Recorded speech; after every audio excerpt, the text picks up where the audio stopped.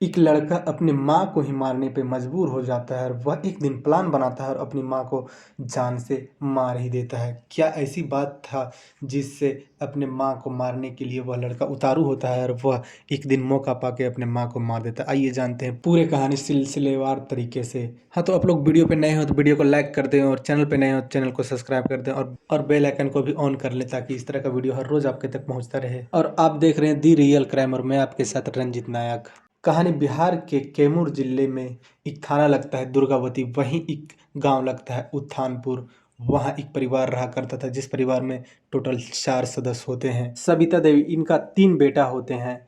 बड़ा वाला बेटा का नाम राजेश शर्मा होता है और मंझला बेटा का नाम विजय शर्मा होता है और छोटा बेटा का नाम अरुण शर्मा होता है। सविता देवी का बच्चे जब छोटे छोटे होते हैं तभी सविता देवी का पति का मौत हो जाता है। उसके बाद से सविता देवी अपने बेटे के पालन पोषण के लिए मजदूरी किया करती और मजदूरी करके अपने बेटे का पेट भी भरा करती और पढ़ाई भी करवाया करती।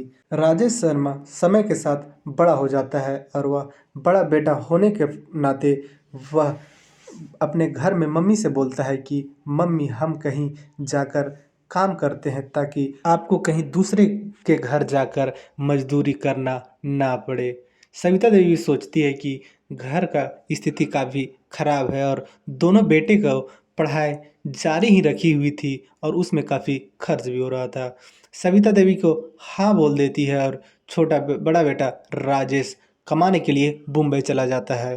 राजेश शर्मा मुंबई से जो भी पैसा भेजता वह सविता देवी दोनों बेटा का पढ़ाई का खर्च देकर और अपना घर का खर्च भी चलाकर कुछ पैसा इकट्ठा कर लेती और सविता देवी खुशी से अपना जीवन यापन कर रही थी। लेकिन इसी बीच एक दिन आता है, 8 मार्च 2024 का दिन। सुबह सुबह का वक्त था। उथानपुर गांव से सटा ही एक नदी होता है जहां सुबह के वक्त कुछ लोग अपने खेत की ओर जा रहे थे। तभी दूर से ही देखते हैं कि नदी के किनारे एक महिला गिरी हुई है। जब नज़दीक जाकर देखते हैं तो देखते हैं कि महिला के शरीर में 3 गोली लगा हुआ है और महिला मर चुकी है। तभी वह व्यक्ति भागे हुए अपने गांव की ओर जाता है और कुछ लोग को इस बारे में बताता है। फिर गांव से कुछ लोग दौड़ते हुए उस महिला के पास आते हैं। महिला को देखने के बाद वहाँ के कुछ लोग उस महिला को पहचान करने लगते हैं। उसी के बीच में से एक व्यक्ति बताता है कि यह कोई और नहीं, सविता देवी है। धीरे धीरे यह बात पूरे गांव में फैल जाता है और सविता देवी का बेटा को जब पता चलता है तो सविता देवी का बेटा रोते हुए उस नदी के ओर आता है और देखता है कि वह महिला कोई और नहीं, वही सविता देवी थी। सविता देवी को देखकर विजय फूट फूट कर रोने लगता है। फिर इसी के बीच में से एक व्यक्ति पुलिस को फ़ोन करता है। पुलिस भी मौके पर भागी हुई चली आती है। पुलिस सविता देवी का बॉडी को कब्जे में लेती है और उसे पोस्टमार्टम के लिए भेज देती है और पुलिस इधर गांव वालों से पूछताछ करने लगती है कि सविता देवी का किसी से कोई दुश्मनी था क्या। इसलिए कि सविता देवी को 3 गोली लगा हुआ था। मारना ही रहता तो एक गोली से भी सविता देवी को मारा जा सकता था, लेकिन कोई गहरा दुश्मनी ही रहा होगा जिसके कारण जो भी इसका कातिल था वह सविता देवी को 3 गोली मारा ताकि सविता देवी जिंदा ना बचे। गांव वाले से काफ़ी वक्त तक पुलिस पूछताछ करती है, लेकिन गांव वालों से भी पुलिस को कुछ हासिल नहीं होता।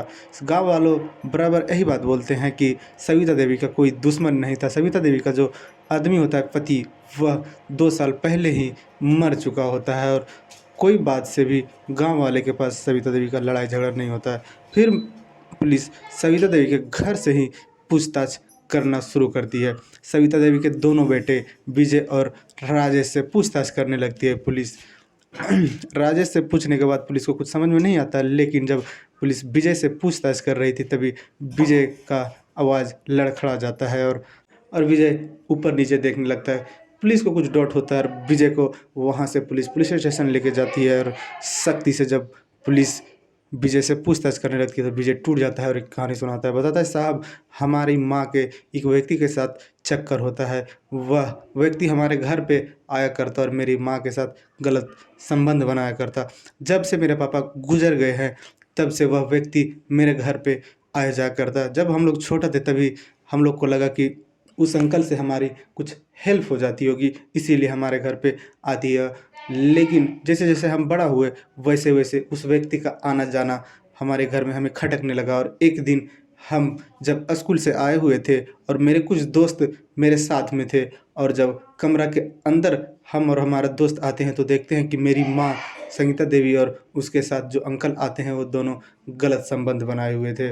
उसी दिन हम फैसला कर लेते हैं कि मेरी माँ जो कर रही है, वह गलत काम है और हम इस काम के लिए अपनी माँ को ज़िंदा नहीं छोड़ेंगे। इसलिए कि विजय के दोस्त भी उस वक़्त साथ में थे, जिस वक़्त विजय अपनी माँ और अंकल को संबंध बनाए हुए देखा हुआ था। उसको काफ़ी इंसल्ट ही लग रहा था स्कूल कॉलेज में, कहीं उसका नाम ना बदनाम हो जाए, इसलिए वह काफ़ी घबरा जाता है और अपनी माँ को मारने पर उतावू हो जाता है। एक दिन उसकी माँ शौच के लिए सुबह के वक़्त तालाब की ओर जाती थी, हर रोज़ जाया करती थी। एक दिन जब उसकी माँ शौच के लिए जा रही थी तालाब की तरफ, संगीता देवी तभी पीछे से विजय भी जाता है। संगीता देवी के पीछे-पीछे जाता है और जैसे ही संगीता देवी नदी के किनारे पर पहुँचती है, तभी विजय अपने पैकेट से गन निकालता है और संगीता देवी के शरीर पे लगातार 3 गोली चला देता है। जब विजय को लगता है कि संगीता देवी मर चुकी है, तब वह वहाँ से घर चला आता है और कट्टा को अपना घर में छिपा देता है और ऐसा करता है जैसे कुछ हुआ ही नहीं। जब सुबह के वक़्त गाँव वालों उधर खेत की तरफ जा रहे थे, तभी उस महिला की लाश को देखते हैं और गाँव में हल्ला उठता है। पुलिस बयान के आधार पे चार्जशीट बनाती है और इस मामले को कोर्ट भेज देती है और अब देखा जाए कि विजय को क्या सज़ा मिलता है। क्या विजय को यही करना चाहिए या कुछ और करना चाहिए? आप लोग कमेंट में ज़रूर बताएँ कि विजय कत्ल जो किया है, वह सही किया या गलत किया। कहानी में इतना ही। जय हिंद, जय भारत।